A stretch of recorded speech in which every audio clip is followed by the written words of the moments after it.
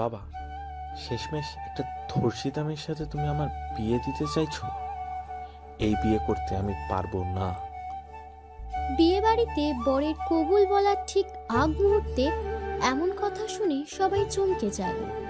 কথাটা শোনা মাত্রই রফিক আহমেদ তার বড় ছেলের গালে ঠাস করে একটা চড় মেরে দেন। ইতিমধ্যেই অনেকে কানাঘুষো কথা শুরু করে দিয়েছে।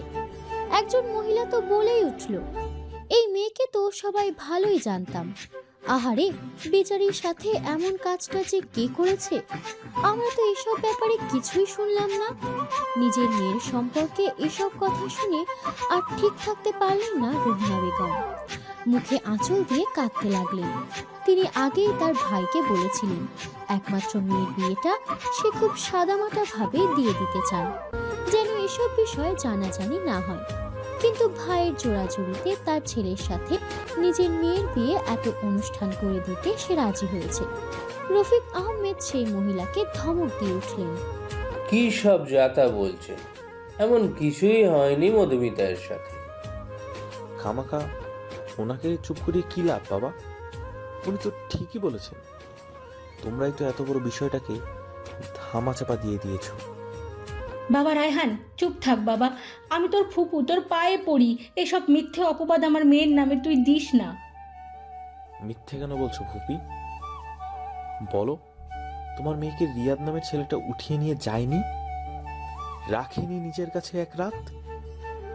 কিছু না করে ছেড়ে দিয়েছে বুঝি? শুরু হলো সবার মাঝে তর্কাতর্কি। এত কিছুর মাঝেও একজন চুপ করে বসে চেয়ে আছে তাদের দিকে। পায়ে তার আলতা, হাত ভর্তি মেহেন্দি, গয়না দিয়ে পা থেকে মাথা অবধি ভরপুর, চোখে টানা কাজল, গায়ে বিয়ের বেনারসি। মধুমিতার এসব আর কিছুই ভালো লাগছে না। বাবা বেঁচে থাকলে হয়তো এখন এসব তার সহ্য করতে হতো না। উঠে এক দৌড়ে বিয়ের স্টেজ থেকে নেমে দৌড়ে বাড়ির ভিতরে চলে গেল সে। রহিমা বেগম দেখেও কিছু বলছেন না। সে জানে এখন কি হবে, গিয়েও কোনো লাভ নেই। রফিক ইতিমধ্যে বিয়ে বাড়ি থেকে সবার কাছে মাপ চেয়ে তাদের চলে যেতে বলেছেন, আর রায়হানকে ঘাড় ধাক্কা দিয়ে বের করে বলেছে চোখের সামনে থেকে চলে যেতে। তবে পাড়ার আন্টিরা যেতে অনিচ্ছুক, তাদের তো এখনো কাটা গায়ে নুনের ছিটে দেওয়া বাকি। মধুমিতা রুমের দরজা লাগিয়ে সেখানে বসে কাঁদতে লাগলো আর জীবনের হিসেব কষতে লাগলো। মধুমিতা জাহান তুলি, ঢাকা মেডিকেলের ছাত্রী, ছোট থেকে খুব চঞ্চল ও মেধাবী, লম্বা, চেহারা অনেক ফর্সা না হলেও মায়াবী। মধুমিতার বাবা নেই, মায়ের সাথে মামার বাড়িতেই ছোট থেকে বড় হয়েছে সে। দাদার বাড়িতে মাঝে মাঝে যাওয়া হয় তাদের। রায়হান হলো তার মামার বড় ছেলে। একসময় এই রায়হানই মধুমিতাকে পাওয়ার জন্য পাগল ছিল, কিন্তু ভাগ্যের কি নির্মম পরিহাস, এই ছেলেই সবার সামনে মধুমিতাকে নিয়ে এত বড় একটা কথা বলে দিল। কথায় আছে না, মানুষ চেনা যায় বিপদে। কিছুদিন আগের ঘটনা, রিয়াদ নামের পাড়ায় এক বকাটে ছেলে মধুমিতাকে খুবই বিরক্ত করত। একদিন মধুমিতা সহ্য করতে না পেরে ভার্সিটির সবার সামনে তাকে চড় মেরে দেয়। এইটা যেন কাল হয়ে দাঁড়ায় তার জন্য। রিয়াদের ইগো হার্ট হয়। সেদিন বিকেলে বাড়ি ফেরার সময় মধুমিতাকে জোর করে গাড়িতে তুলে নিয়ে যায় রিয়াদ। এক হোটেলে অজ্ঞান হয়ে নিয়ে যায় ওকে খারাপ কিছু করতে। তবে হয়তো সৃষ্টিকর্তার সহায় ছিল মেয়েটার। ওই দিন সেই হোটেলে ড্রাগস খুঁজতে একদল পুলিশ আসায় সবাইকে ধরে নিয়ে যায়। মধুমিতাকে অতিরিক্ত ডোজ দেওয়ার ফলে তার জ্ঞান ফিরতে সকাল হয়ে যায়।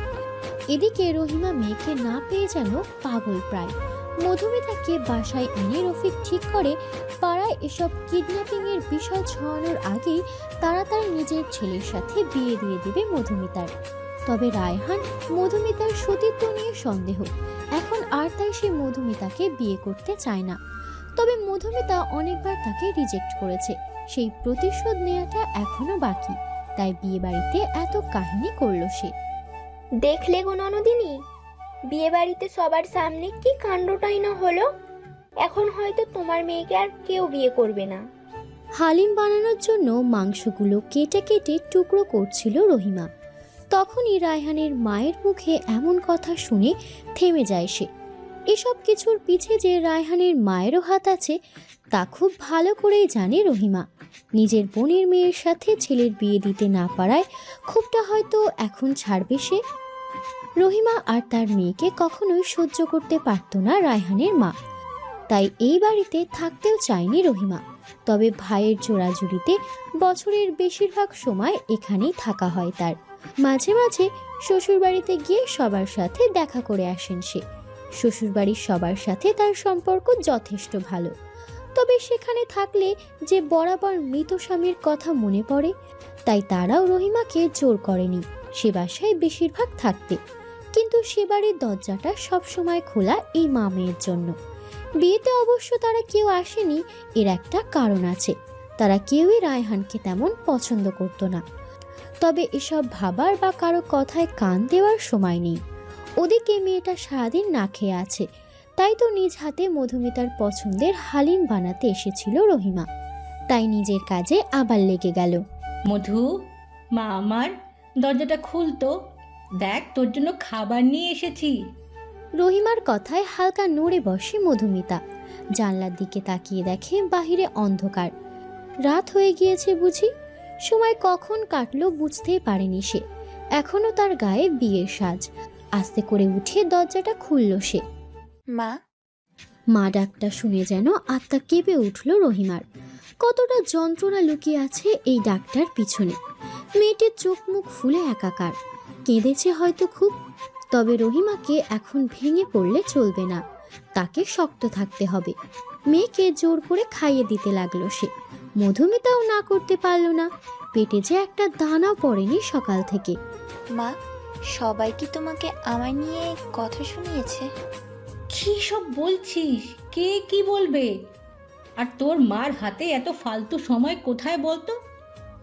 আমি এখানে আর থাকতে চাই না মা। তুই চিন্তা করিস না মা, কারো কোনো কথা তোকে আমি শুনতে দিব না। কালকেই তোর দাদু বাড়ি গিয়ে উঠবো আমরা। সেখানে সবাইকে আমি জানিয়ে দিয়েছি, তোর বড় চাচা, ফুফু, তোর দাদি সবাই তোর জন্য অপেক্ষা করছে। আর মামা? তাকেও অনেক কষ্টে রাজি করিয়েছি। এখন খেয়ে ঘুমিয়ে পড়তো চুপ করে। মধুমিতা মায়ের কোলে মাথা রেখে ঘুমিয়ে যায়, আর রহিমা হাত বোলাতে থাকে মেয়ের মাথায়। পরের দিন সকালে তারা গিয়ে হাজির হয় মধুমিতার দাদুর বাড়িতে। ওনারা সবাই গ্রামেই থাকে, থাকবে নাই বা কেন? ওনারা তো জমিদার বংশ, গ্রামের প্রধান, সবার ভালো মন্দ তো তারাই দেখে। বাড়ির সামনে নামতেই রহিমার যেন আর তর সইছে না। ভাবিকে মনের সব কথা বলে নিজেকে হালকা না করলে সে থাকতে পারবে না। তাই মধুমিতাকে রেখে নিজেই ব্যাগ নিয়ে আগে ঢুকে গেল বাড়িতে। মায়ের কাণ্ড দেখে মধুমিতাও হেসে দিল। অনেকদিন পর গ্রামের গাছগাছালি, পুকুর এসব দেখে তারও ভালো লাগছে খুব। সেও তাই এদিক ওদিক তাকিয়ে ঢুকতে যাবে, তখনই কারোর সাথে ধাক্কা খেয়ে পড়ে যেতে নিল। সে যাতে পড়ে না যায় তাই সামনের লোকটির শার্ট খামচি দিয়ে ধরল। ওদের মাথার ওপর মধুমিতার ওড়না এসে পড়ে দুজনকে ঢেকে ফেলেছে একদম। এমন সময় সামনের ব্যক্তিটির কণ্ঠ শুনতে পায় মধুমিতা। স্টুপিড, কে তুমি? দেখে চলতে পারো না? আর আমার বাড়িতে চোরের মতন ঢুকছো কেন? বেশ কর্কশ কণ্ঠে বলে উঠল সোহান। ধমক খেয়ে সাথে সাথে নিজেকে ছাড়িয়ে নেয় মধুমিতা, আর বাতাসে উড়তে থাকা ওড়নাটা টেনে নিচে নামিয়ে নেয়। খোপাটাও খুলে গিয়েছে, অবাধ্য চুলগুলো সামনে এসে এলোমেলো ভাবে উঠছে। এদিকে সোহান একটু আগে অজানা কোনো রমণীকে ঝাড়ি দিলেও এখন এক দৃষ্টিতে মুগ্ধ হয়ে তাকিয়ে আছে তার দিকে। খোলা চুলে বাঙালি মেয়েদের এত সুন্দর লাগে কেন? যেন মনে হচ্ছে দুনিয়াটা থেমে গেছে। তবে এই ঘোরটার বেশিক্ষণ রইল না।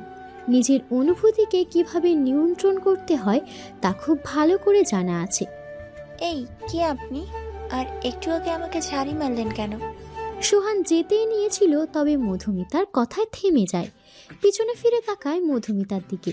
তখন ওড়নার নিচে থাকায় মধুমিতাকে চিনতে পারেনি, তবে এখন ঠিকই চিনতে পারছে। তবে মধুমিতা হয়তো চিনতে পারেনি তাকে। চিনবেই কি করে? যে কয়েকবার এ বাসায় এসেছে সেই কয়েকবারই পড়াশুনোর খাতিরে ঢাকায় ছিল সোহান। মহাপুরুষদের সুন্দরী নারীদের সাথে অযথা কথা বলাটা শোভা পায় না। এ কথা বলেই সোহান বাড়ির ভিতরে ঢুকে গেল। মধুমিতা হাঁ করে তাকিয়ে আছে ছেলেটা ইগো দেখিয়ে অপমান করলো নাকি সুন্দরী বলে সুনাম করলো কিছুই বুঝতে পারছে না সে। আর কিছু না ভেবে সেও বাসায় প্রবেশ করলো। আজ জমিদার বাড়িতে হরেক রকমের খাবারের আয়োজন করা হয়েছে। মুরগির রোস্ট, পোলাও, গরুর গোস্ত থেকে শুরু করে খাসির মাংস কিংবা হরেক রকমের পায়েস, সেমাই, সবকিছু যেন ভরপুর রান্না হয়েছে। মনে হচ্ছে যেন বিয়ে বাড়ির অনুষ্ঠান। মনে হবেই নাই বা কেন, আজ কতদিন পর পুরো পরিবার একসাথে দুপুরের খাবার খাবে। মধুমিতার বড় চাচা সোহেল সরকার, তার 2 মেয়ে 1 ছেলে। বড় মেয়ে মুক্তা স্বামী নিয়ে দেশের বাহিরে পাড়ি জমিয়েছে। ছোট মেয়ে সিনহা এবার 10ম শ্রেণীতে পড়ে। আর একমাত্র ছেলে সোহান সরকার, পেশায় একজন ডক্টর। মধুমিতার ছোট ফুফু শিফা, তার 1 মেয়ে ঝুমুর, এক ছেলে যে বড় তার নাম মিরাব। সাথে তো মধুমিতার দাদা দাদি আছে। এতদিন পর সব ভাই বোনেরা একসাথে হয়ে কত খুশি। ডাইনিং রুমে বসে সবাই আড্ডা দিতে ব্যস্ত। মধুমিতাও যেন সব ভাই বোনকে একসাথে পেয়ে খুব খুশি। শুধু মুক্তা আপুকে খুব মিস করছে সবাই। আর সোহান হলো সবার বড়। সে একপাশে চুপ করে ডোন্ট কেয়ার ভাব নিয়ে ফোন টিপছে। এই মৌমাছির মধু, তোর চুল এত বড় কেন রে? তোরে কতবার বলছি আমারে মৌমাছির মধু ডাকবি না। ওর তো ঘাড়ের রগ সব তেরা, বলে লাভ নাই মধু আপু। ওর তো পুরা মাথাই নষ্ট। নতুনের কি? এই পুরো গ্রুপ মিলে আমাকে পচালে ভালো হবে না কিন্তু, বলে দিলাম। পচাবো না কেন? তোর জন্য তো আমি একটা নতুন নামই ভাবছি। আজ থেকে তোর নাম মুরগির পায়ের নুপুর। বাহ, কি মেধা আমার! নোবেল পাওয়ার যোগ্যতা রাখে। পরে তুই গাইবি আর নাচবি, ঝুমুর ঝুমুর নুপুর বাজে, মুরগি মেলেছে পাখনা আয়া। থাক বেচারিকে আর কেউ পচাবে না। ছোট আম্মু দেখো, সবাই আমাকে মানসিক নির্যাতন করছে। কার এত বড় সাহস রে আমার পরি মেয়েটাকে কথা শোনায়? ও পড়ি না ছোট আম্মু, ও হলো পেতনি। দেখো না চুলগুলো কেমন কোকড়ানো। সবাই এভাবেই নিজেদের মধ্যকার খুনসুটি দিয়ে আছে। আর সোহান যেন এসব চেঁচামেচিতে বেশ বিরক্ত হচ্ছে। সে ওদের সবার স্বভাবের সম্পূর্ণ বিপরীত। তার সব সময় শান্ত পরিবেশই ভালো লাগে। গম্ভীর স্বভাবেরও বলা যেতে পারে। তবে চোখে চশমা পরে থাকা সিল্কি চুলের ছেলেটাকে চাইলেও কেউ ইগনোর করতে পারবে না। তবে সোহানকে এই মুহূর্তে ঝুমুর বাদে সবাই ইগনোর করে নিজের দুষ্টুমিতে ব্যস্ত। শুধু ঝুমুর একটু পর পর পানির গ্লাস হোক বা পায়েসের বাটি এটা ওটা এগিয়ে দিচ্ছে সোহানকে। এই বিষয়টা সিনহাও কিছুটা খেয়াল করেছে। দুপুরের ভরপুর খাওয়া দাওয়ার শেষে সবাই ভাত ঘুম দিয়েছে। তবে দোতলার বারান্দাতে দাঁড়িয়ে আছে মধুমিতা। আইসক্রিম খেতে ইচ্ছে করছে তার। তবে এখন কাকে বলবে আনতে? গ্রামের বাড়িতে যে সচরাচর সবখানে দোকানপাটও থাকে না। এক কাজ করা যায়, ফুফিকে রসমালাই বানিয়ে ফ্রিজে রাখতে দেখেছিল মধুমিতা। দুধে চুবিয়ে রাখা গোল্লা গোল্লা ঠান্ডা অবস্থায় খেলে আইসক্রিমের মতোই লাগবে। মধুমিতাকে আর কে পায়? দৌড়ে নিচে নামছিল আর কারোর সাথে সজোরে ধাক্কা। আউচ! আবার তুমি? মধুমিতার মনে পড়ল সকালের কথা। তখন সোহানি তাড়াহুড়ো করে ঢুকছিল। তবে বকাটা দিয়েছে মধুমিতাকে। এখন প্রতিশোধ নেওয়ার সুযোগ। সোহানকে কিছু না বলতে দিয়ে এবার সেই বলা শুরু করলো। You nonsense! কে আপনি? দেখে চলতে পারেন না? আর আমার রুমের সামনে চোরের মতো ঘুরছেন কেন? একটু আইসক্রিম খুঁজতে দিবেন না নাকি? এ কথা বলে এই মধুমিতা একটা ভো দৌড় লাগালো। ওকে আর পায়কে। সোহান পুরো ভ্যাবাচাকা খেয়ে গেল। সবসময় সে সবাইকে কথা শোনায়, আজ এই 2 দিনকার পিচ্ছি মেয়ে কথা শোনালো তাকে। আর কি বললো সে? চোরের মতো রুমের সামনে ঘুরছে।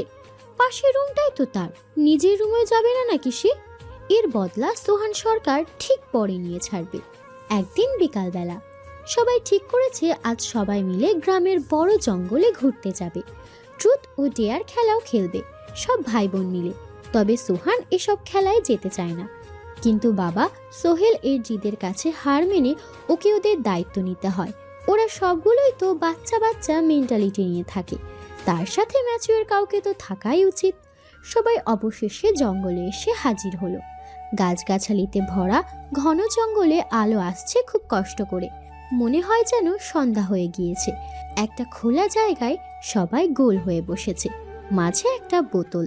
এখন ট্রুথ আর ডেয়ার খেলার পালা।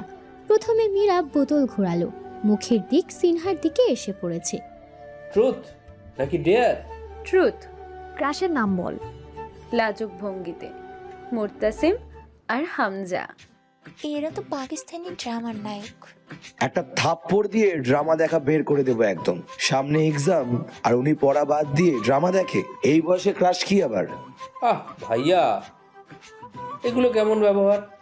এই জন্যই তোমাকে আমরা আনতে চাইনি। নিজে তো বুড়ো আনরোম্যান্টিক হয়ে গেছো, আমাদেরও এমন বানাতে চাও নাকি? আমি বুড়ো আনরোম্যান্টিক?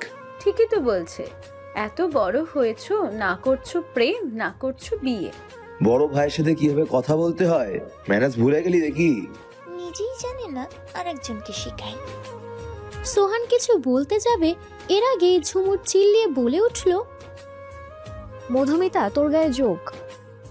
আ এক চিৎকারে সবার কানের পর্দা ফাটিয়ে দিয়েছে। গাছে বাড়ি খেয়ে ওর চিৎকারের আওয়াজ আবার প্রতিফলিত হচ্ছে। সবাই চোখ বন্ধ করে কানে হাত দিয়ে মাথা নিচু করলো। এত জোরে তো 10টা বক্স একসাথে বাজলেও আওয়াজ হয় না। এদিকে ভয়ে মধুমিতা সিনহাকে এমনভাবে চেপে ধরেছে যেন ওর দম যায় যায়। যতই ঝগড়া করুক বোনই তো। সোহান আর কিছু না ভেবে মধুমিতাকে ছাড়িয়ে নিজের কাছে নিল। মধুমিতার আর এত কিছুর হুঁশ নেই। ও সামনের ব্যক্তির বুকে মাথা রেখে শক্ত করে জড়িয়ে ধরল তাকে। সোহান যেন মধুমিতার প্রতিটা কাঁপুনি অনুভব করতে পারছে। নিজেকে প্রচুর আনকমফোর্টেবল লাগছে তার। কোনোদিন কোনো মেয়ে এতটা কাছে আসেনি তার। একটু পর মধুমিতা শান্ত হলে এক ঝটকায় সরে যায় সে। ইস কি লজ্জা! তার এমন রিয়েকশন দেখে সোহান সহ বাকি সবাই হেসে দিল। বাহ, কি রোমান্টিক! একটা ঘুষি দিব, এখানে রোমান্টিক কিছু হয়নি, দুর্ঘটনা শুধু। তবে সবার সাথে এবার সোহানও হেসে দিয়েছে মধুমিতার রিয়াকশন দেখে। মেয়েটা আসলেই বাচ্চা। এদিকে এই প্রথম সোহানকে হাসতে দেখল মধুমিতা, তবে লজ্জায় আর দ্বিতীয়বার তাকায়নি। এদিকে একে তো সবাই এসেছে বিকেলের দিকে, এখন আবার প্রায় সন্ধ্যা হয়ে যাচ্ছে। সবাই তাই বাড়ির উদ্দেশ্যে রওনা হলো। মাঝপথে ব্রিজ পার হতে হয় একটা। নদীর উপরের ব্রিজের পরিবেশটা খুব সুন্দর। একটা বড় দোকানও আছে সেখানে। সোহান কি যেন ভেবে সবার জন্য আইসক্রিম কিনে নিয়ে এলো একটা করে। সবাই আইসক্রিম পেয়ে খুব খুশি। সন্ধ্যা শেষে রাত নামলো। আকাশে পূর্ণিমার চাঁদ। সবাই বাড়ির উঠোনে বসে গল্প করছে। এই রাত আবার কতদিন পর আসে কে জানে। কাল আবার মধুমিতা ঢাকার উদ্দেশ্যে রওনা দিবে। হোস্টেলে উঠতে হবে। পড়াশোনায় এমনিতেই গাফিলতি হয়েছে অনেক, তবে কারোরই আলাদা হতে ইচ্ছা করছে না। মধুমিতা, কয়েকদিন আরো থেকে গেলে কিন্তু পারতি। না ভাইয়া, তা আর সম্ভব না। কোনো সমস্যা হলে সবার আগে এই ভাইকে কল করবি বলে দিলাম। আপুর সমস্যা হলে সোহান ভাইয়া তো আছেই। সবাই সিনহার কথা শুনে চোখ বড় বড় করে ওর দিকে তাকালো। কি বলে এই মেয়ে? সোহানও ভ্রু কুঁচকে তাকিয়ে আছে ওর দিকে। সিনহা বুঝতে পেরে কথাটা ঘুরিয়ে নেয়। না মানে সোহান ভাইয়াও তো ঢাকায় থাকে, তাই বললাম। হ্যাঁ, তো আমি কারো দায়িত্বের বোঝা টানতে ঢাকা যাচ্ছি নাকি? তো আমি কি কাউকে বলেছি আমার বোঝা টানতে? আজব, কিছু মানুষ সবসময় বেশি বুঝে।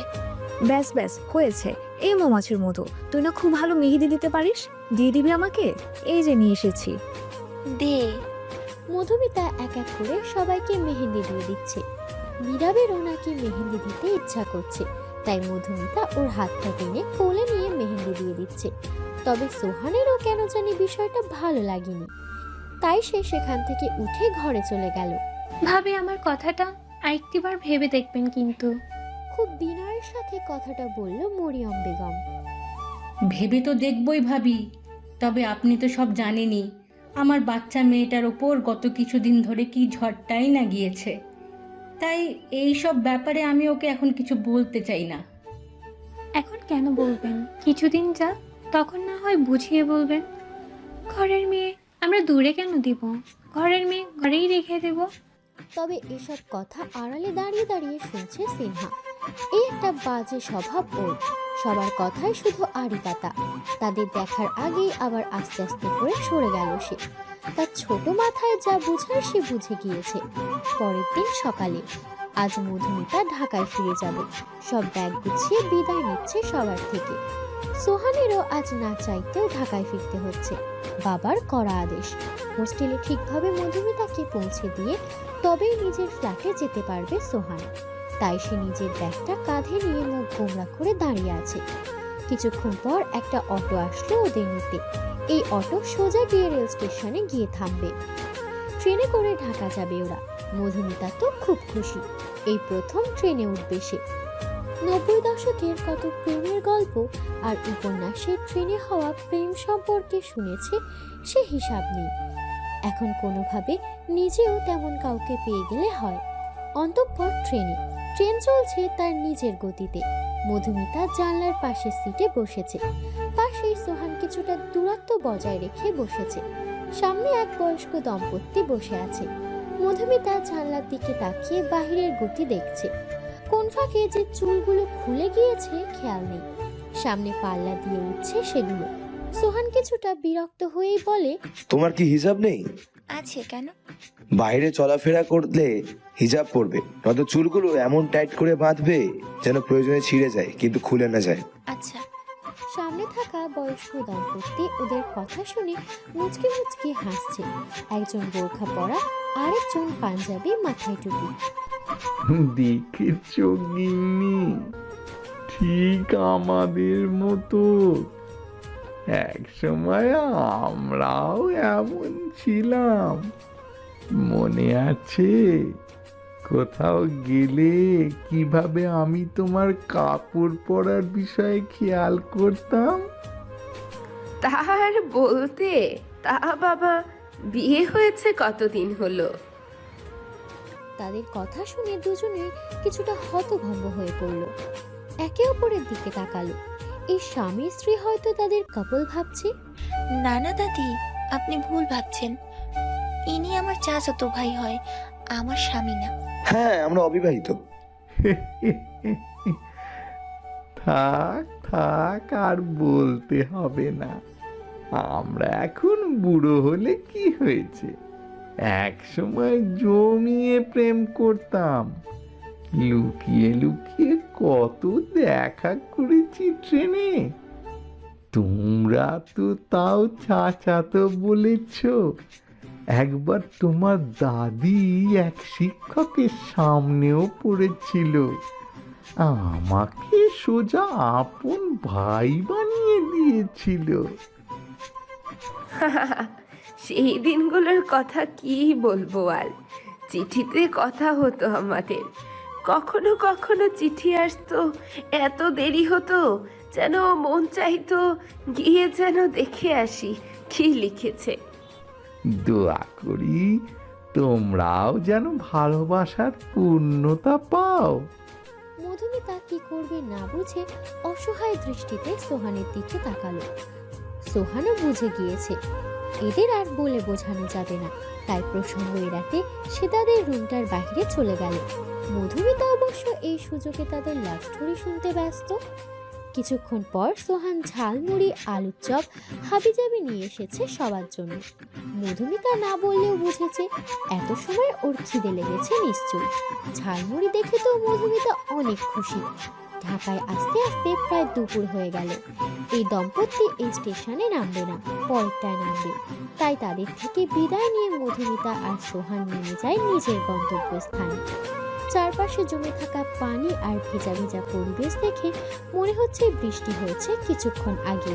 সোহান আর মধুমিতা পাশের রেস্তোরাঁয় কিছু খাওয়া দাওয়া করে নিল। এবার মধুমিতাকে হোস্টেলে দিয়ে সোহানের নিজের ফ্ল্যাটে যাওয়ার পালা। নামার আগে অবশ্য মধুমিতা সোহানকে একটা থ্যাঙ্কস জানিয়েছে। তারপর হোস্টেলে গেট খুলে দিয়ে ছুটে গেল। মধুমিতা ভাবছে আর হয়তো সোহানের সাথে দেখা হবে না, তবে সোহান ভাবছে অন্য কিছু। একটা ডেভিল হাসি দিয়ে সে তার ফ্ল্যাটে চলে গেল। অনেকদিন পর আজ ভার্সিটিতে ক্লাস করতে যাচ্ছে মধুমিতা, সাথে বান্ধবী মিসমিও আছে।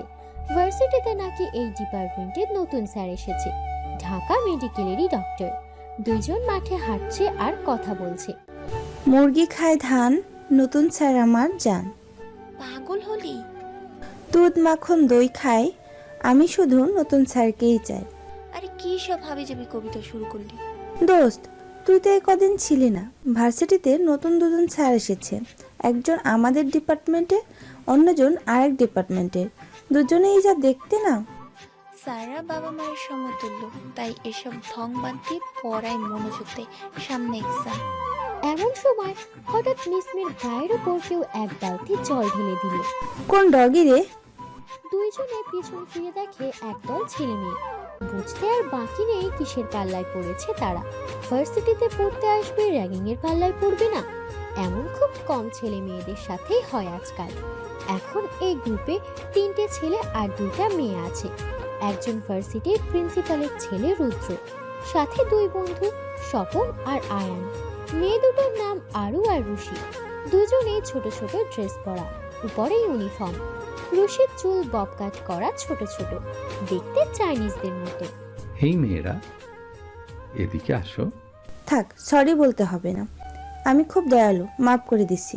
হোয়াট? কি বলছো এসব? কে কাকে মাফ করবে? ও মা, আপনার তো আমাকে সরি বলতেই রেখেছেন। ওই যে একটু আগে ভুলে পানি দিয়ে দিলেন। ভুলে পানি দিয়েছি তাকে বলবো? হি হি হি, ভুলেই দিয়েছেন জানি, নয়তো আমার সম্পর্কে না জেনে দিয়েছেন, জানলে হয়তো দিতেন না। এই মিশু, এখন অন্তত ঝামেলা করিস না। তুই মার্শাল আর্ট জানিস, তাই সব কিছুতে নাক গলাস না। এই নে, আস্তে কি বলিস? আর বলিস না, ও একটু এমনই। তুই কি আমাকে তুই করে বললি? হ্যাঁ বললাম। কেন, তুই আমাদের ক্লাসমেট না? না হলে তুই করে আমাকে বলছিস কেন? আমিও বললাম। You bloody bitch, I will kill. থামারু। রুদ্র পা থেকে মাথা অব্দি মিসমিকে দেখে নিল।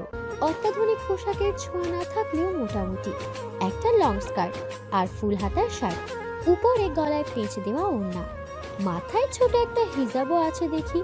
মেয়েটার সাহস আছে মানতে হবে। পাশের মেয়েটার থেকে এই মেয়েটাকে বেশ মনে ধরেছে রুদ্র। নাম কি তোমার? আশফি জাহান মিশমি। আপনার? সিনিয়রদের পাল্টা নাম জিজ্ঞেস করছো? আরে থাম। মাহিয়ান রুদ্র। কোন ইয়ার? ফার্স্ট। ওহো, পানি দেওয়ার জন্য সরি, এখন যাও। It's okay. মধুমিতা মিসমিকে টেনে নিয়ে ক্লাসের দিকে চলে গেল। এই মেয়ের বেশি সাহসের জ্বালায় মধুমিতা শেষ। বাকিরা তো হা করে রুদ্রর দিকে তাকিয়ে আছে। যে রুদ্রর সামনে কেউ একটা বাড়তি কথা বললে তার খবর হয়ে যেত, সেই রুদ্রর আজ কি হলো? তো কি হলো এটা? কোনটা কি হলো? এই যে মেয়েটাকে লাই দিয়ে মাথায় উঠিয়ে নাচালি। লাই কই দিলাম, জাস্ট একটু কথা বললাম আর কি। ডাল মে কুছ কালা হ্যায়। ডাল মে কুছ কালা নেই, পুরো ডালই কালা। থাম তো, আমি ভাই সোজা কথার মানুষ। মেয়েটাকে ভালো লেগেছে, ওর ব্যাপারে খোঁজ নিয়ে দেখ তো। চল এখন ক্লাসে যাই, সময় হয়ে গেছে ক্লাসের। ক্লাসে বসে বসে গল্প করছে মিসমি আর মধুমিতা। কাল সকালে দুইজন নীলক্ষেত যাবে, কিছু গল্প আর উপন্যাসের বই কিনবে। কাল ভার্সিটি বন্ধ। এসব কথা বলতে বলতে কখন যে স্যার এসেছে তা দুজনের খেয়ালই নেই। বসেছেও একদম লাস্ট বেঞ্চে। এদিকে স্যার ক্লাসে ঢুকে দেখে সবাই দাঁড়িয়েছে, শুধু দুইজন এখনো জমিয়ে আড্ডায় ব্যস্ত। স্যার সবাইকে বসতে বলে চোখের চশমাটা আঙুল দিয়ে একটু ধাক্কা দিল। ক্লাসের কিছু মেয়েরা তো হা করে তাকিয়ে আছে। স্যার সামনের বইটা মুখের সামনে ধরে পাতা উল্টাতে লাগলো। মিস মধুমিতা এবং তার পাশের জন কাইন্ডলি একটু দাঁড়াবেন। হঠাৎ নিজেদের কথা শুনে মধুমিতা ও মিসমি একটু হকচকিয়ে গেল। আরে সামনে বই নিয়ে কে দাঁড়িয়ে আছে? স্যার হয়তো। কখন এলো? अब हम दोनों का क्या होगा भातीजी? চুপ কর। সরি স্যার, আর হবে না। আমরা আসলে খেয়াল করিনি যে আপনি এসেছেন। পুরো ক্লাস ওদের কথা শুনে হেসে দিল। এই এক ধরনের ছাত্ররা সব ক্লাসেই থাকবে, কারণ ছাড়াই শুধু হাসবে আর দাঁড়িয়ে থাকা লোকেদের বিব্রতকর পরিস্থিতিতে ফেলবে। এবার স্যার তার মুখের উপর থেকে বইটা সরালো। মধুমিতা তো আচমকা এই চেহারাটা দেখে চমকে গিয়েছে পুরো। সোহান ভাইয়া আপনি? বাহ, এত স্যার ঢোকার পরেও গল্প করলেন, এখন আবার স্যারকে ভাই বলে ডাকছেন। ন্যূনতম ম্যানার্স দেখি আপনার মাঝে নেই। এই আবুল, স্যারকে ভাই বললি কেন? তোর কাজিন নাকি কোনো? আরে এই তো আমার সোহান ভাইয়া, যেই খারুচের কথা বলেছিলাম খালি চিল্লায়। লড়ে লাগ গে। Get out. কিন্তু I said get out. Manners শিখে তারপরে ক্লাস করতে আসবেন। কি রে, কষ্টে কেন্দ্রে দিয়েছিস? এখন মজার মুডে নেই আমি। কে হ্যান্ডসাম? হঠাৎ দুজনের মাঝে মাথা ঢুকিয়ে দিল রুদ্র। আপনি কাবাবে হাড্ডি হতে কোথা থেকে আসলেন? আগে বলো, হ্যান্ডসাম কাকে বলছো? যাকে খুশি বলেছি, আপনার কি? আমারই তো সব। কিছু না, কাল আমরা ফ্রেন্ডসরা নীলক্ষেত যাব, ভাবলাম তোমরা তো নতুন, তোমাদেরও নিয়ে যাই। কিন্তু ভাইয়া ক্লাসে তো সবাই নতুন, শুধু আমরা কেন? ঠিক বলেন, আমরা কেন? মানে সকালে পানি দিলাম না, তাই ছড়ি হিসাবে এমনটা বললাম। মধুমিতা না বলতেই যাবে, কিন্তু মিসমিস চিল্লিয়ে বলল, যাব। মিশু, আরে থাম তো, আমরা তো এমনিতেও কাল যেতাম, তাদের সাথে গেলেই বাকি। কিন্তু আমার একটা শর্ত আছে। কি? আমার বইয়ের টাকা আপনি দেবেন। ওকে, ডান। আজ তাহলে গেলাম। রুদ্র যেতে দেরি মধুমিতার মিসমিকে কিল ঘুষি মারতে দেরি না। আরে আরে, কি করছিস? থাম না। এসব কি মিশমি? রাগ করেছিস কেন?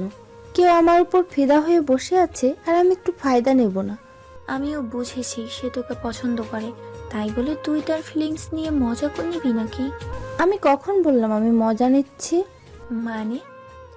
মিসমি কিছু না বলে রহস্যময় একটা হাসি দিয়ে বলল হোস্টেলে ফিরে যেতে। দুইজনে তাই করলো। আজ আর ক্লাস করার মুড নেই। এদিকে ক্লাস শেষ করে বের হয়ে সোহান মধুমিতাকে খুঁজছে। মাঠের কোথাও তারা নেই, একটু বেশি বলে ফেলেছে হয়তো। তবে সোহান তো জাস্ট ওই দিন সিঁড়িতে মধুমিতা যা বলেছিল তার বদলাটা নিয়েছে। আচ্ছা, মেয়েটা আবার কান্না করে দেয়নি তো? করলে করুক, সোহানের কি। কিন্তু তবুও তোর সোহানের আর কিছু ভালো লাগছে না। মাঝে মাঝে যেন মনের বিরুদ্ধে যুদ্ধ চলছে তার। পরের দিন সকালে পাখির কিচিরমিচির আওয়াজ। রুমের জানলার পাশে বসে আছে মধুমিতা। সারাদিনের ভাবসা গরম আবহাওয়ার মাঝে এই সকালের সময়টা যেন একটু স্বস্তি দেয়। তবে গতকাল রাতে মায়ের সাথে ফোনে কথা বলার পর মনটা একটু খারাপ। মায়ের নাকি শরীর তেমন একটা ভালো না, কিন্তু আসলেই তো সবে পরশু। আর এক সপ্তাহ পর ভার্সিটি কিছুদিনের জন্য বন্ধ আছে, তার আগে যাওয়া হবে না হয়তো। একটা গোল্ডেন কালারের শাড়ি পরেছে মিসমি, মাথায় ম্যাচিং করা একটা হিজাব, কাঁধে ঝুলানো সাইড ব্যাগ। আর মধুমিতা তার সাধারণ গেটআপেই আছে, একটা নর্মাল থ্রি পিস। দুজনেই সকাল সকাল সামনের বড় রাস্তার মোড়ে ওয়েট করছে রুদ্রর জন্য। নিজের কালো গাড়িটা নিয়ে রুদ্র হাজির। গাড়িতে উঠতে বলল, আমরা তো রিকশায় করে যাব বলেছিলাম। আজ একটু কষ্ট করে গরিবের গাড়িতে না হয় গেলেন। আচ্ছা, সমস্যা নেই, দরজাটা খুলেন। টান দেব কিভাবে? অন্তঃপর দুইজনে গাড়িতে উঠে গন্তব্যস্থলে রওনা দিল। তবে কেউ একজন যে পাশে টঙে বসে বসে চা পান করছে আর তাদের দেখছে, এই জিনিসটা সবার অজানা। নীলক্ষেত, এখানে একটা এরিয়াতে আগেও কয়েকবার এসেছে রুদ্র, তাই ঘুরিয়ে ঘুরিয়ে দেখাচ্ছে ওদের কোন দোকানে ভালো উপন্যাসের বই পাওয়া যায়, কোথায় দাম কম ইত্যাদি। মিসমি আর রুদ্র একসাথে হাঁটছে আর কথা বলছে। মধুমিতা কিছুটা পিছনে। সিঙ্গেল ছেলে মেয়েদের এই একটা যন্ত্রণা, কোনো কাপেলের সাথে আসলে সবার মাঝে থেকেই তারা অসহায় এতিমের মতো চলে। মধুমিতারও অবস্থাটা ব্যতিক্রম নয়। কিছুক্ষণ পর মধুমিতা একটা স্টলের সামনে থামলো। না না, বইয়ের দোকান না, বইয়ের দোকানের পাশে ছোট্ট করে একটা কসমেটিক্সের দোকান। মধুমিতার এক মোট চুড়ি খুব পছন্দ হয়েছে। কাছে গিয়ে দাম জিজ্ঞাসা করলো। 800 টাকা? মধুমিতা কোনো রকম জানটা নিয়ে সরে এসেছে। এক মুঠ চুড়ির এত দাম হবে কেন? এখন চুড়ি কিনলে বই কেনার টাকায় গরমিল হবে, তার চেয়ে ভালো বইয়ের দোকানে যাওয়া যাক। মধুমিতা তাকিয়ে দেখে মিসমি অনেকটা দূরে চলে গিয়েছে। মধুমিতা তাই ওর কাছে না গিয়ে পাশের একটা দোকানে ঢোকে। নানান বই সারি সারি ভাবে সাজানো, বসে পড়াও যাবে দেখছি। মধুমিতা হুমায়ুন স্যারের হিমু উপন্যাসটা কিনল, সাথে ইলমা আপুর পদ্মমীর উপন্যাস, আরো কয়েকজন রাইটারের বই কিনে নিল। সবই রোম্যান্টিক, একটা শুধু হরর বই কিনতে হবে, তবে তেমন ভালো বই খুঁজে পাচ্ছে না। এমন সময় কেউ একজন ওর সামনে একটা বই তুলে ধরলো আর বলল, you can try this. Madhumita পাশ ফিরে তাকায়। চোখে কালো একটা সানগ্লাস পরা, মুখে চাপ দাড়ি, চুলগুলো কিছুটা বড় বড়। একটা নীলকোট পরিহিত যুবক দাঁড়িয়ে আছে পাশে। আগে কখনো এই ছেলেকে দেখেছে বলে মনে হচ্ছে না, তবে কণ্ঠটা কেমন চেনা চেনা লাগছে। হাই, আমি রাফসান। এই বইয়ের দোকানটা আমার, আর এরা আমার কর্মচারী। ও আইসি। বইপ্রেমী মনে হচ্ছে, চাইলে এই বইটা ট্রাই করতে পারেন। ধন্যবাদ। মিস মধুমিতা, নামটা সুন্দর। আপনি আমার নাম জানলেন কি করে? আমার আশেপাশে সবার খুঁটিনাটির তথ্য আমার কাছে থাকে, আর আপনি তো special. Don't take it seriously, fun করলাম। এই যে একটু আগে ক্যাশ মেমোর ওখানে নাম লিখলেন, সেখান থেকেই দেখলাম। ও, আমি তবে আসি। আমার বাইক আছে, চাইলে বাসার সামনে ড্রপ করে দিতে পারি। নো থ্যাঙ্কস, আমার ফ্রেন্ডরা আছে, আমি যেতে পারবো। মধুমিতা সেখান থেকে চট জলদি কেটে পড়ে। লোকটা অদ্ভুত। এদিকে মধুমিতার যাওয়ার দিকে রাফসান এক দৃষ্টিতে তাকিয়ে আছে, ঠোঁটের কোণে রহস্যময় হাসি। It's time for revenge baby. আমার যেটা চাই আমি ঠিক পেয়ে যাই, নয়তো আদায় করে নেই। কি রে, এসব কি? ওই একটু শপিং করলাম আর কি। বললাম কেনাকাটা করতে ইচ্ছা হচ্ছে। রুদ্র বলল করো, আমি বিল দেব, তাই আর কি। বই কিনতে এসে কি কি কিনলি? বেশি কিছু না, 2টা 3 পিস নিয়েছি, একটা শাড়ি, 3 ডজন চুড়ি, 1 বক্স মেকআপ কিট, 2টা টায়রা, 2 জোড়া জুতো, ও আর সাথে হালিমও নিলাম। তোর তো পছন্দ, হোস্টেলে গিয়ে খাবো। আর আমি তো হাবিজাবি খেয়েছি। আর বই? বই তো কেনা এখনো বাকি। আচ্ছা থাক, আরেকদিন বই কিনবো। রৌদ্র, আরেকদিন আসবি তো আমার সাথে? মানে শরীরটা খারাপ লাগছে, কাল হয়তো পারবো না। কালকের কথা কখন বললাম? 1 সপ্তাহ পর ভার্সিটি বন্ধ, তখন না হয়। হাম তো। আচ্ছা ভাইয়া চলেন, আর কিছু কিনতে হবে না। সারা রাস্তা আর রুদ্র একটাও কথা বলেনি, অথচ আসার সময় সে কি গল্প। মিসমিও বুঝেছে ডোজটা বেশি হয়ে গেছে, এত নিতে পারবে না। হোস্টেলের সামনে আসতেই মধুমিতা আগে ভাগে গাড়ি থেকে নেমে চলে যায়। মিসমি নামতে গিয়েও থেমে যায়। কিছু বলবে? আজ একটু পরীক্ষা করে নিলাম আপনার ধৈর্য কেমন। সারা জীবন পারবেন নাকি আমার সাথে থাকতে? মানে? সব কথা বলতে হয় না, কিছু কথা বুঝে নিতে হয়। মিসমি গাড়ি থেকে নেমে চলে গেল। রুদ্র এক পলকে তাকিয়ে রইল তার দিকে। তবে কি রুদ্র যা ভাবছে মেয়েটা তাই বুঝলো? দেখতে দেখতে প্রায় 1 সপ্তাহ কেটে গিয়েছে। সোহানের সাথে মধুমিতা ওই দিনের পর থেকে আর একটা কথা বলেনি। ক্লাস টাইমে শুধু ক্লাস করেছে চুপচাপ। সোহান কয়েকবার আগ বাড়িয়ে কথা বলতে আসলেও মধুমিতা এড়িয়ে চলেছে। ওইদিকে মিসমির সাথে রুদ্রর প্রেমটাও বেশ জমেছে। আজ সবাই যে যার বাড়ি বেড়াতে যাবে। মিসমির তাই মন খারাপ। এর অবশ্য একটা কারণ আছে, মিসমি অনাথ। মধুমিতা তাই জোর করেছে খুব ওর সাথে যেতে, তবে মিসমি যাবে না। রুদ্র তো আছেই ওর জন্য, তাই শেষমেশ মধুমিতা একাই যাওয়ার সিদ্ধান্ত নেয়। বাস স্ট্যান্ডে এসে দাঁড়িয়ে আছে মধুমিতা, কানে মোবাইল। ওপাশ থেকে সোহানের মা বলে দিচ্ছে কোন গাড়িতে উঠবে। মধুমিতা আবার রাস্তাঘাট তেমন চেনে না, আসার সময় তো ট্রেনে করে এসেছিল সোহানের সাথে।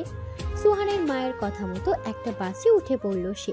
3 নম্বর সারিতে এক পাশে 2টো সিট ফাঁকা, ওখানে জানলার পাশে সিটটায় বসলো সে। কিছুক্ষণ পর বসে থাকতে থাকতে ঘুমিয়ে গেল সে। এই আর এক ঝামেলা, গাড়িতে উঠলেই তার ঘুম। এইদিকে তার পাশে যে কোনো ছেলে এসে বসেছে তার দিকে খেয়াল নেই। অনেকটা পথ পেরিয়ে গাড়ি তেল দেওয়ার জন্য এক জায়গায় থামলো বাস। মধুমিতার ঘুম ভাঙলো, জেগে বুঝলো সে অপরিচিত কারো কাঁধে মাথা রেখে ঘুমাচ্ছিল। তাড়াতাড়ি করে সরে যায় সে, উপরে তাকিয়ে ভূত দেখার মতন চমকে যায়। আপনি? অন্য কাউকে এক্সপেক্ট করছিলে বুঝি?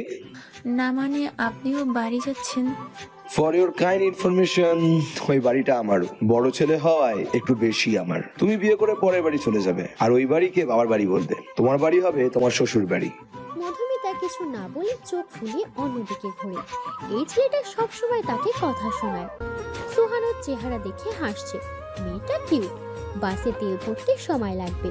সোহান এই ফাঁকে বাইরে গিয়ে পাশের হোটেল থেকে 2 প্লেট গরম খিচুড়ি নিয়ে এলো। বাসে কম বেশি সবাই তাই খাচ্ছে। এখানকার খিচুড়ি খুব ভালো। সোহান আগে যেই কয়বার ঢাকা থেকে গিয়েছে সেই কয়বারই খেয়েছে। নাও কি? খুলে দেখো কি। না, খাবো না। যে আমাকে বারবার কথা শোনায় তারটা খাবোই না। ওকে, নো প্রবলেম। সোহান বসে বসে নিজের প্লেটটা ফাঁকা করছে। কেমন লোক রে বাবা, আর একবার সাধবি না? মধুমিতার খিদেও পেয়েছে। নিচ থেকে এখন কিছু এনে খেলে আবার লজ্জা পেতে হবে। কিন্তু নাকের কাছে ঘ্রাণত লুঙ্গি ড্যান্স করছে। এই তো আর একবার ডিমে কামড় দিল। এই জানালার গ্লাস দিয়ে আমায় দেখো কেন? আপনাকে কোথায় দেখলাম আজব? বাইরে দেখেছি। শেষবারের মতন বলছি, ঢং না করে খেয়ে নাও। মেয়েদের বাড়তি ঢং আমার ভালো লাগে না। আপনি বলেই আমার শুনতে হবে বুঝি? যদি না খাই কি করবেন? কোলে বসিয়ে খাইয়ে দিব। কোলে বসে খাবা? মধুমিতার চোখ বড় বড় হয়ে গিয়েছে সোহানের কথা শুনে। এটা কেমন কথা?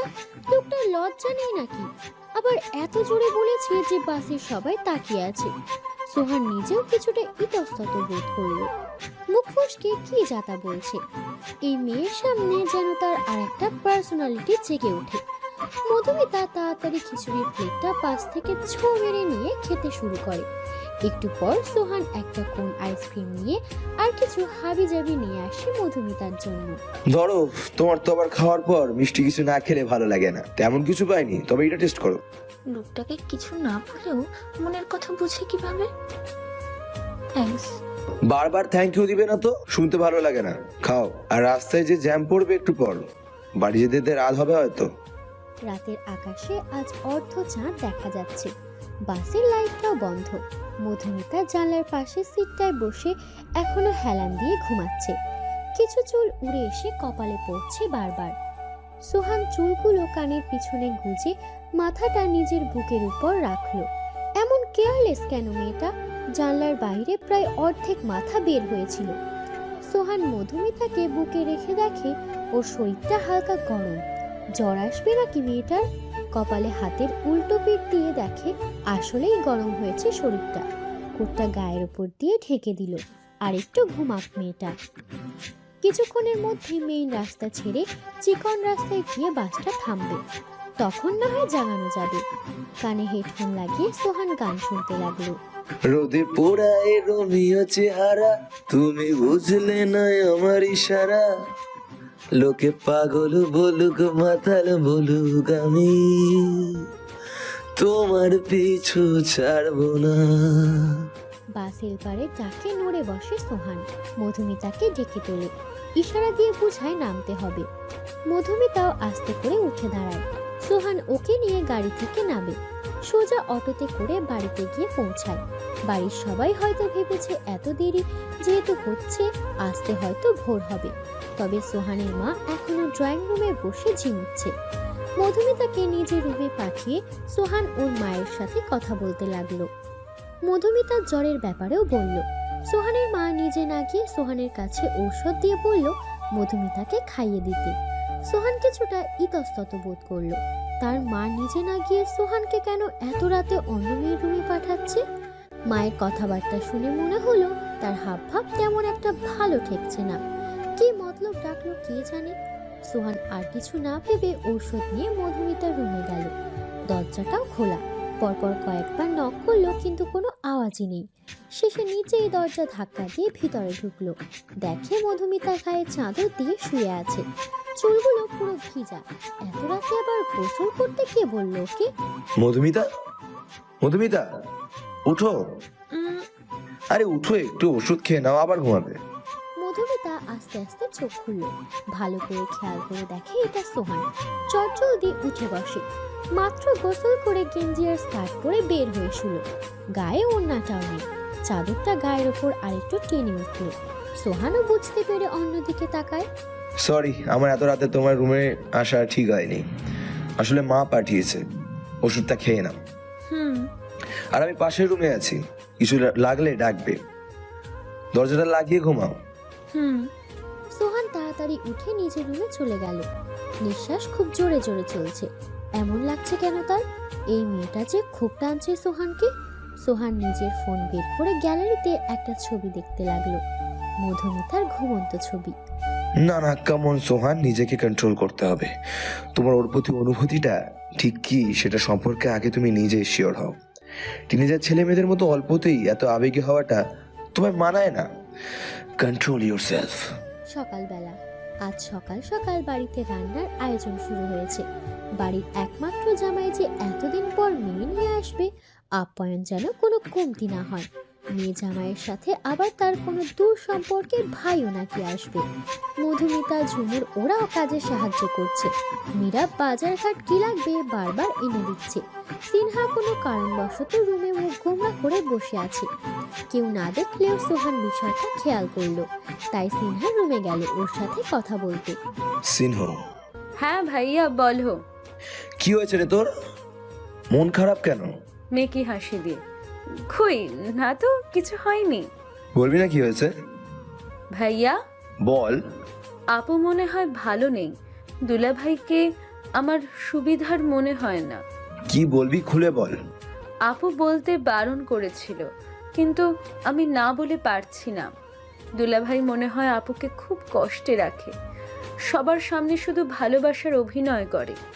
গতবার যখন আপু আসছিল তখন একবার আমি আপুর পিঠ দেখেছিলাম, অনেক কাটাছেঁড়ার দাগ। তারপর আপুকে জিজ্ঞেস করলে আপু প্রসঙ্গ এড়িয়ে যায়। তাছাড়া দুলাভাইকেও আমার ভালো লাগে না। সবার সামনে একরকম আর একা থাকলে একরকম। আমাকে কি তোকে বল। বাজে ইঙ্গিত দেয়। সিনহা কিছুক্ষণ চুপ করে থাকলো, তারপর হঠাৎ সোহানকে জড়িয়ে ধরে কান্না করতে লাগলো। সোহানের কলিজাটা যেন ছিঁড়ে যাচ্ছে সিনহার কান্না দেখে। বুঝ হওয়ার পর থেকে যতটা মনে পড়ে সিনহাকে, কখনো কাঁদতে দেখেনি সোহান। তার কলিজার টুকরা হলো তার ছোট বোন। সোহান আর কিছু বলছে না। রাগে তার রগগুলো যেন ছিঁড়ে যাচ্ছে। তবে রাগের বশে প্রমাণ ছাড়া কিছু করা যাবে না। আর এসবের সত্যতা কতটুকু তাও বের করতে হবে। আর কিছু হলে বা জানলে সাথে সাথে যেন সোহানকে জানায়। দুপুরবেলা খাবার টেবিলে নানান আইটেমের খাবার সাজানো। বাড়ির সব পুরুষেরা খেতে বসেছে। মহিলারা এক এক করে খাবার এগিয়ে দিচ্ছে। পাশের সোফায় বসে গল্প করছে মধুমিতা আর ঝুমুর। মুক্তার স্বামী ফারহাদের সাথে একটা ছেলেও আসছে। মধুমিতা তাকে চেনে, ওই যে বইয়ের দোকানে রাফসান নামের ছেলেটা। তবে চিনেও না চেনার ভঙ্গিতে আছে মধুমিতা। বিষয়টা বেশ রাগাচ্ছে রাফসানকে। বাবা আর একটু দেই গরুর মাংস। এই এত তো খেতে পারবো না, তবু যেহেতু দিতে চাচ্ছেন দেন। তুই এত ছোঁচা কেন রে? লোভ সামলাতে পারিস না? সবাই খাবার বাদ দিয়ে মীরাবের দিকে তাকালো। কি বলছে এসব? ফারহাদের তো গলায় গরুর লাথি খাওয়ার অবস্থা। সোহান বুঝছে মীরাব কেন এসব বলছে। মুচকি মুচকি হাসছে সে। মীরাবকে আগেই সব বলে দিয়েছে সোহান। ফারহাদকে বাঁশ দিতে মীরাবকে টিমে নেওয়া দরকার। আরে সবাই আমার দিকে এমন করে তাকিয়ে আছো কেন? আমি তো ফোনে কথা বলছিলাম। এই যে দেখো দেখো দেখো দেখো আমার কানে ব্লুটুথ দেখো।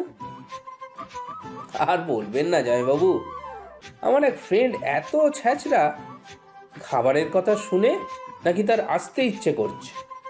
সবাই আবার খাওয়ায় মনোযোগ দিল। সোহান ইশারা দিয়ে বোঝাচ্ছে দ্বিতীয় ডোজ দিতে হবে এবার। এদিকে সবার খাওয়া শেষ। সবাই উঠলেও ফারহাদ দিব্যি খেয়ে যাচ্ছে। ফারহাদ খাওয়া শেষে দই মুখে দিবে, ঠিক তখনই জীবনে কি চোখে দেখোস নাই লুব্বা? সবার শেষ হলেও ওনার শেষ হয় না। আমাকে বললে শালা বাবু? আরে না না, ফোনে বলছিলাম। ও মুখে না বললেও ফারহাদ ঠিকই বুঝেছে মীরাব কথাগুলো তাকেই বলছে। তার আর খাওয়া হলো না, রাগে সে উঠে যায়। তবে মুক্তাকে ইশারা দিয়ে বলে রুমে আসতে, কিন্তু ঝুমুরের সাথে থাকায় মুক্তা আর যেতে পারে না। আজ সারাদিন ওর সাথেই গল্প করতে হবে মুক্তাকে। এইদিকে বিকালবেলা পিছনের পুকুরটার পাশে একা একা বসে আছে মধুমিতা। কানে হেডফোন দিয়ে গান শুনছে আর গুনগুন করে গাইছে। অনেকদিন পর মুক্তা আপুর সাথে কথা বলে ভালো লাগলো। তবে ঝুমুর বারবার মুক্তা আপুর সাথে একটা কি জানি বলতে চাচ্ছিল। বুঝতে পেরে মধুমিতা নিজে উঠে আসে। এমন সময় মধুমিতার মনে হলো পিছনে কেউ আছে। পিছন ফিরে কাউকে হঠাৎ দেখে চমকে পড়ে যেতে নিলে সামনের ব্যক্তি ওকে ধরে ফেলে। রিল্যাক্স আপনি একা একা বসে আছেন যে? না মানে এমনি। এমনিতে কেউ বসে থাকে বুঝি? কাউকে মনে করছেন হয়তো? না তেমন কিছু না।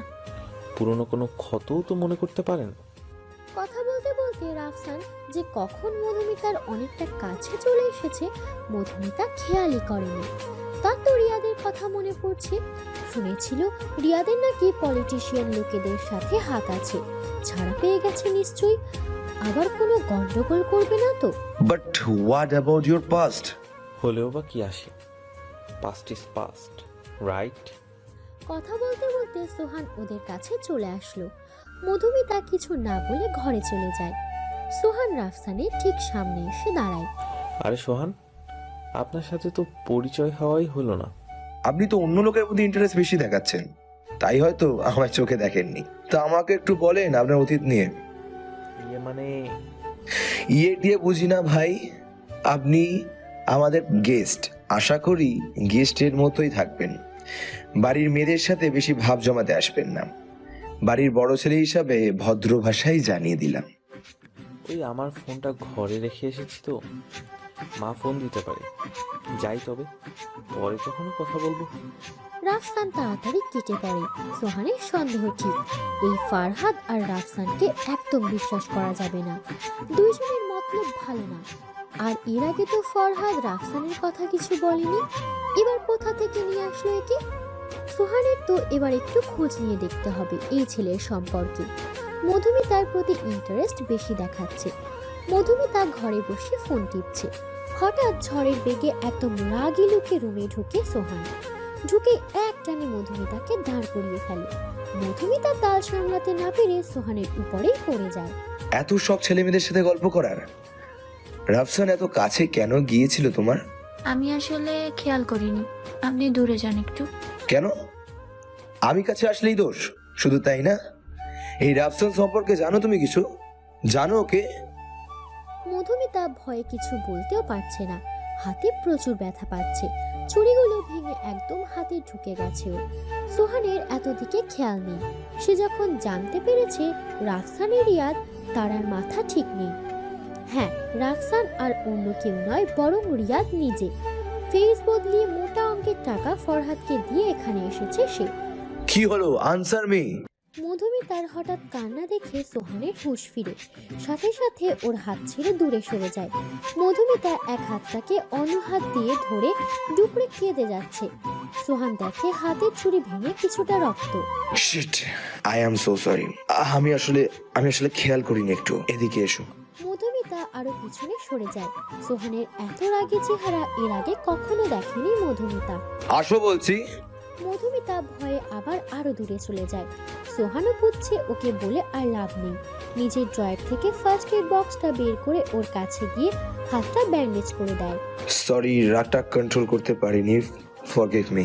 সোহান আর কিছু না বলে রুম থেকে বেরিয়ে যায়। বাহ, কি সুন্দর! নিজেই ব্যথা দিয়ে নিজেই মলম লাগিয়ে দিয়ে গেল। নিজের প্রপার্টি মনে করে নাকি মধুমিতা ওর বিয়ে করা বউ? রাগে ব্যথায় দাঁড়িয়ে দাঁড়িয়ে এসব ভাবছে মধুমিতা। সারা বাড়িতে আর কি কোনো রুম ছিল না? ঘুরে ফিরে সোহানের রুমের পাশেটায় দিতে হলো ওকে। সবে পোড়া কপাল। আপু, আমি আর পারছি না। কথাটা বলে ঝুমুর আরো জোরে কাঁদতে লাগলো। মুক্তা কি বলে সান্ত্বনা দিবে বুঝতে পারছে না। শুধু এতটুকু জানে যা হচ্ছে হয়তো ভালো হচ্ছে না। সে সোহানকে জানে ও যথেষ্ট ম্যাচিওর একটা ছেলে। ও কোনো সিদ্ধান্ত নিলে বুঝে শুনেই নিবে। বোন আমার, থাম এবার। আমি তো তোকে আগেই বলেছি, সোহান তোকে আর সিনহাকে একই মনে করে, নিজের আপন মন মনে করে তোকে। তুই কেন এখনো ওকে ভালোবেসে কষ্ট পাচ্ছিস? কেন বসবো না আপু? মধুমিতাকে তো সোহান ভাই বোন ভাবে না, তাহলে আমাকে কেন বোন ভাববে? মধুমিতার প্রতি তো তার খুব টান। তোর হয়তো কোনো ভুল হচ্ছে। কোনো ভুল হচ্ছে না আপু। আমি রাত হোক বা বিকেল যখন তখন সোহানকে মধুমিতার রুমে যেতে দেখি। সোহান নয়তো পুরুষ মানুষ, কিন্তু মধুমিতা ওকে বারণ করতে পারে না সোহানকে? নাকি ওর চরিত্রেই দোষ? ছে ঝুমুর, ছে, এসব কি ভাষা?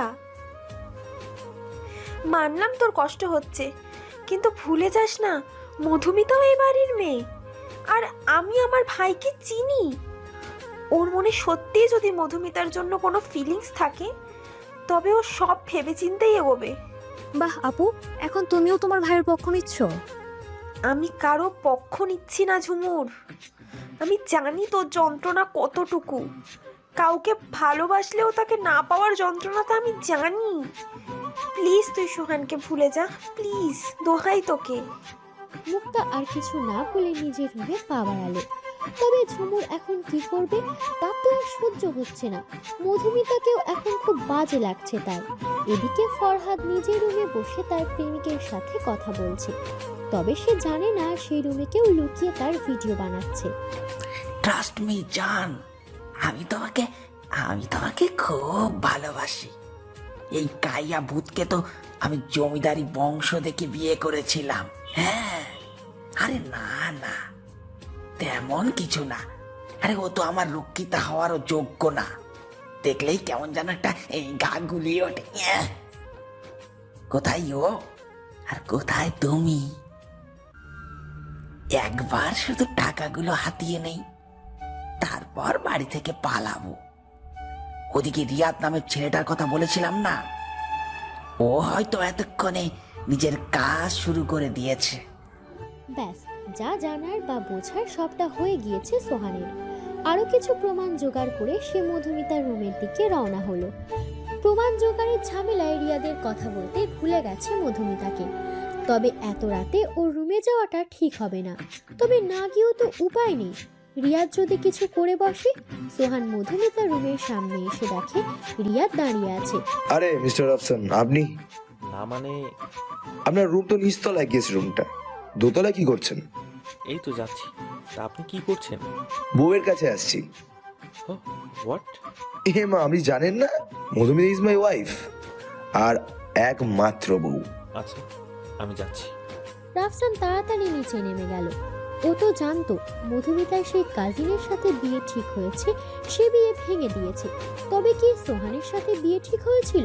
বিয়েটা ভাঙেনি। এদিকে সোহান বুঝে গিয়েছে মধুমিতাকে একা রাখাটা সেফ না, তাই নিজেই ওর রুমে ঢুকে গেল। এই মেয়েকে মাঝে মাঝে থাপ্পড় দিয়ে দাঁত ফালিয়ে দিতে ইচ্ছা করে। মেয়ে হয়ে রুমে দরজা লাগায় না, কেমন বদ অভ্যাস এটা। সোহান ও রুমে গিয়ে দেখে পুরো অন্ধকার। কিছু না বলে দরজা লাগিয়ে পাশের সোফায় শুয়ে পড়ে।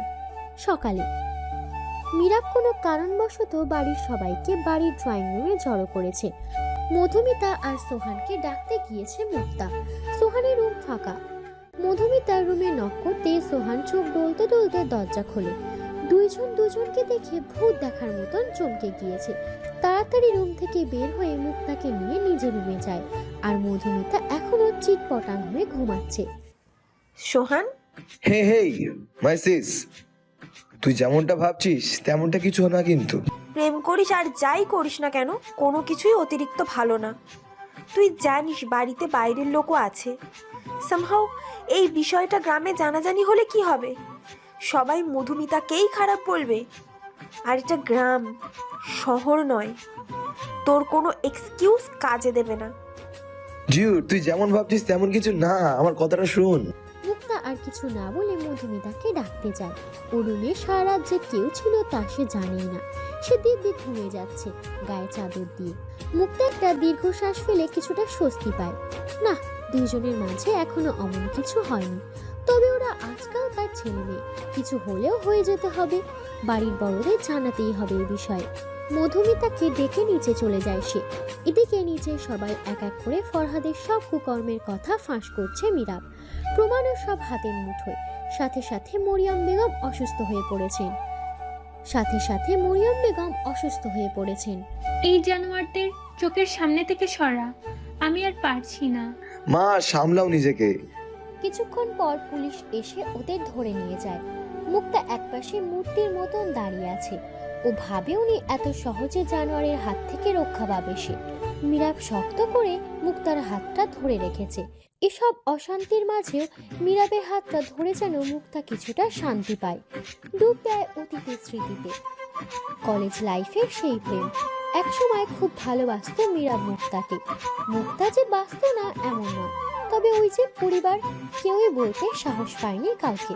তবে আজ এতদিন পর মীরাবের করা প্রতিটা প্রার্থনা যেন আল্লাহ পূরণ করেছে। মন থেকে কাউকে এতটা চাইলে হয়তো উপরওয়ালাও তাকে দিয়ে দেয়। অন্তঃপর দিন শেষে সন্ধ্যার আকাশটায় আজ আলো ফুটেছে। রাত হলেও চারিদিকে আলো, হবেই না বা কেন? পূর্ণিমার রাজ্যে বাড়িতে একটা শব্দ হচ্ছে না। সবার উপর দিয়ে যে ধকলটা গিয়েছে, পুরো শান্ত পরিবেশ, হালকা বাতাসও বইছে চারিদিকে। বারান্দায় দাঁড়িয়ে আছে মধুমিতা, খোলা চুলগুলো দুলছে। বারান্দায় থাকা ড্রিম ক্যাচারটা দুলে দুলে হালকা আওয়াজ করছে, অনেকটা পিয়ানো বাজানোর মতো। পাশে দাঁড়িয়ে আছে সোহান, কোনো এক খেয়ালে হারিয়ে থাকায় কখন যে পাশে কেউ এসে দাঁড়িয়েছে তা দেখেনি মধুমিতা। এদিকে অনেকক্ষণ যাবৎ হাতে মলম নিয়ে দাঁড়িয়ে থাকতে থাকতে শেষে নিজেই গিয়ে মধুমিতার হাতটা ধরল।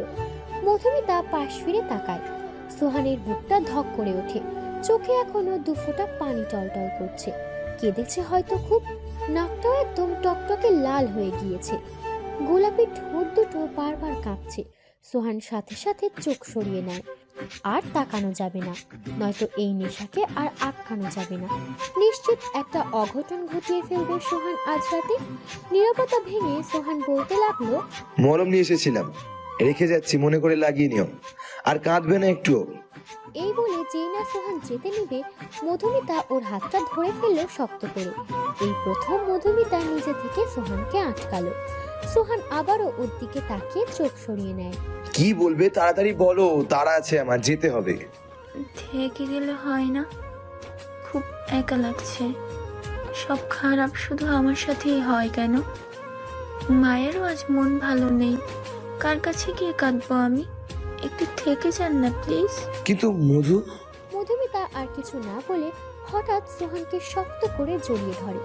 কেন জানি এই মানুষটার প্রতি এক প্রকার অন্ধবিশ্বাস জমে গেছে মধুমিতার মনে। সোহানের বুকে যেন মাথা রেখে তার সব দুঃখ শেষ। ওইদিকে সোহান কি করবে বুঝছে না, না পারছে নিজেকে এই মেয়ের থেকে দূরে সরাতে, না পারছে পুরোপুরি নিজের করে নিতে। আর মধুমিতাও আজ কোনটা ভুল কোনটা সঠিক বোঝার অবস্থা নেই। মধুমিতা, এখন একটু ঘুমাও, ভালো লাগবে। যা বলার সকালে বলো। আমি এখন তোমার সাথে এখানে থাকতে পারবো না। আমার সাথে থাকেন। বাচ্চাদের মতন আবদার করো না প্লিজ, আমার অবস্থা এখন ভালো না। একটা আবদার পূরণ করা যায় না বুঝি? না যায় না। সোহান নিজেকে মধুমিতার থেকে ছাড়িয়ে চলে যেতে নেয়। কি যেন ভেবে আবার ফিরে এসে মধুমিতার কপালে একটা ভালোবাসার পরশ এঁকে দেয়। এরপর নিজের রুমে চলে যায়। আর এক মুহূর্ত থাকা যাবে না এই মেয়ের সামনে। মধুমিতাও আস্তে করে খাটে শুয়ে পড়ে। মা, আসবো? আই মা, জিজ্ঞাসা করার কি আছে? কিছু বলবি? সোহান আর মধুমিতার ব্যাপারে কিছু বলবো। জানি কি বলবি, আমি খেয়াল করেছি সব। ওরা আজকালকার ছেলে মেয়ে, যদি কিছু... সোহানের প্রতি আমার বিশ্বাস আছে, ও এমন কিছু করবে না। কিন্তু মা, কাল তোর মামা আসবে বুঝলি? এর মাঝে মামা আসলো কোথার থেকে? আসেনি, আসবে। কাল মধুমিতা আর সোহানের বিয়ে। কি এত তাড়াতাড়ি? আর ওদেরকেও তো বলা হয়নি। আমি জানি ওরা একে অপরকে পছন্দ করে। রহিমা মধুমিতাকে কালকেই মানিয়ে নিবে। আর সোহান তো পুরো পাগল, এখন বললে ও এখনই রাজি। হঠাৎ এমন সিদ্ধান্তের কারণ? একবার এক সন্তানের ভালোবাসার পথে কাটা দিয়ে নিজের মতো ঝোড়া করে অন্যের সাথে ঘর বেঁধে দিয়েছিলাম। তার ফল যে খুব তেতো হয়েছে। আর কাউকে কষ্ট দিতে চাই না। মুক্তা দেখলো তার মায়ের চোখে পানি। ঠিকই তো, এসবের জন্য কিছুটা হলেও তার মা দায়ী। তার মা তার আর মীরাবের ব্যাপারটা জানতো, তবে সমবয়সী হওয়ায় ব্যাপারটা তিনি মানতে চাননি। জোর করে বড়লোক ছেলের সাথে বিয়ে দিয়ে দিয়েছেন। তার শাস্তি হয়তো পুরো পরিবার পাচ্ছে। সেই ভুলটা হয়তো দ্বিতীয়বার করতে চান না মরিয়ম বেগম। সোহান আর মধুমিতার পর তোর আর মীরাবের ব্যাপারটাও সবাইকে জানিয়ে দিস। সবাই খুশি, বই কি কষ্ট পাবে না। তা দেখা যাবে। মুক্তা একটা দীর্ঘশ্বাস ফেলে নিজের রুমের দিকে রওনা হলো। ওইদিকে বাড়ির বাকিরা আগে থেকেই সোহান আর মধুমিতার বিয়ে দিতে চাওয়ার ব্যাপারটা জানে। কারো কোনো আপত্তি নেই, শুধু একজন দূর আকাশে তাকিয়ে চোখের জল ফেলছে। নিজের ভাগ্যের প্রতি দয়া হচ্ছে ঝুমুর। তবে অভিযোগ নেই কোনো, হয়তো এটাই ভাগ্য ছিল। সবটাই বার হাসি মুখে মেনে নিবে সে। পরের দিন সকালে মধুমিতা ঘুম থেকে উঠে দেখে বাড়িটাকে আজ অন্যরকম লাগছে। কিছু পাড়া প্রতিবেশী আত্মীয়রাও এসেছে। মধুমিতাকে নিয়ে ওর মা রুমে আসে। সোহান আর মধুমিতার বিয়ের ব্যাপারটা সবাই জানায় ওকে। আমার এই বিয়েতে আপত্তি নেই, কিন্তু মা জানোই তো গতবার কি হয়েছিল। নিজের পায়ে দাঁড়াতে চাই আমি। তাই তো সাদামাটাভাবে বিয়েটা দিতে চাচ্ছি। আর বিয়ে উপলক্ষে ভাবছি অনাথ আশ্রমে বাচ্চাদের খাইয়ে দিব। আগে বলো তো সোহনকে তোর কেমন মনে হয়? একজন ব্যক্তিত্ববান পুরুষ যার মনে হয়তো আমার প্রতি সমুদ্র সমান প্রেম আছে। তোর কি মনে হয় এমন ছেলে এমন কিছু করবে যাতে তোর মত নেই? তুই নিশ্চিত থাক, সোহান রায়হানের মতো নয়। ওর নামটা না উঠালেও পারতে। জীবনে দুই ধরনের পুরুষ দেখলাম, এক রিয়াদ রাহানের মতো আর এক সোহান মীরাবদের মতো। রায়হানের অবস্থা ভালো নাই, পাপের সাজা পৃথিবীতেই পাচ্ছে। মানে? তোর মামির বোনের মেয়ের সাথে বিয়েটা হয়েছিল, কিন্তু মেয়ের নাকি চরিত্র ভালো না, অন্য কার বাচ্চা পেটে নিয়েছে।